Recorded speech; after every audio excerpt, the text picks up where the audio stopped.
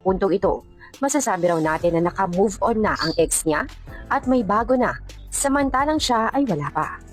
Yun ang akala nyo. Hindi nyo alam na may taong nagmamahal kay Catherine, pero hindi lang nila minamadali. Kumbaga, slowly but surely. Alam nyo ba na dahil sa mga usapin na yan ay hindi na nakapagpigil pa si Alden, para hindi na makarating pa kay Catherine ang mga negatibong komento, ay hindi na nga makuha pa ang atensyon niya ng mga balita, ay agad na gumawa ng aksyon si Alden. Pinadalhan lang naman ito ng sangkatutak na bulaklak, mga paboritong pagkain ni Catherine, kabilang na ang Japanese food, at binilhan pa ng regalo. At personal pa na siya mismo ang nagdala nito sa Bernardo Mansion. Maaring para sa publiko, ang nakikita lang nila na masaya ay yung mga nakikita ng mga mata at nakukuhanan ng kamera. Hindi ninyo alam na mas genuine yung saya.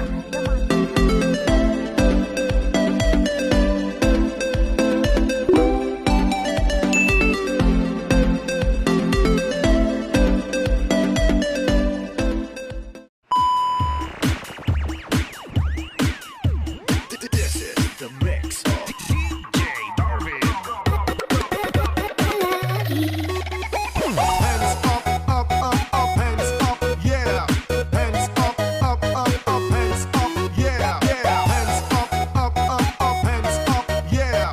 Hands up, up, up, up, hands up, yeah, yeah. Up, up, up, up, up, up, up, up, up, up,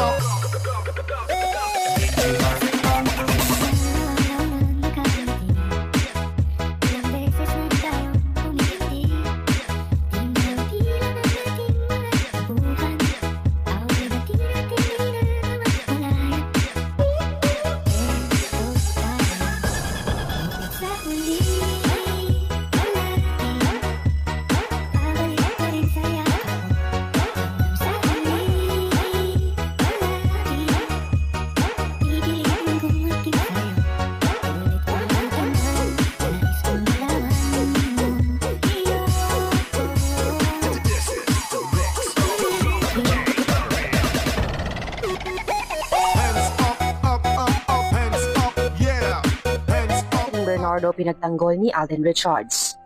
Sa nagdaang video at pictures ni Daniel at Kyla na kumalat sa iba't ibang platforms and social media na sinasabing maaaring hard launch na nila sa relasyon, hindi na natapos ang pagkonekta kay Catherine nito. At para sa mata ng publiko, ay kaawa-awa raw si Catherine. Dahil sa puntong ito, masasabi raw natin na naka-move on na ang ex niya at may bago na, samantalang siya ay wala pa. Yun ang akala nyo. Hindi nyo alam na may taong nagmamahal kay Catherine, pero hindi lang nila minamadali. Kumbaga, slowly but surely. Alam nyo ba na dahil sa mga usapin na yan ay hindi na nakapagpigil pa si Alden, para hindi na makarating pa kay Catherine ang mga negatibong komento, ay hindi na nga makuha pa ang atensyon niya ng mga balita, ay agad na gumawa ng aksyon si Alden. Pinadalhan lang naman ito ng sangkatutak na bulaklak, mga paboritong pagkain ni Catherine, kabilang na ang Japanese food, at binilhan pa ng regalo. At personal pa na siya mismo ang nagdala nito sa Bernardo Mansion. Maaring para sa publiko, ang nakikita lang nila na masaya ay yung mga nakikita ng mga mata at nakukuhanan ng kamera. Hindi ninyo alam na mas genuine yung saya ng mga taong private lang. At balita natin ay botong-boto talaga si Mommy Min at Daddy Teddy kay Alden. Bilib na bilib pa sila sa maturity nito. Ngayon nyo sabihin na kawawa si Catherine at pinalitan agad. Para lang sa pagkakaalam ninyo, ang gusto ni Catherine sa susunod na makakarelasyon niya ay yung lalaking makakasama na niya ng habang buhay. Kaya hindi niya minamadali ang lahat. At nagkakaintindihan sila ni Alden tungkol dito. Samantala, para sa update pa sa usaping ito, manatiling nakatutok at nakasubscribe sa channel na ito.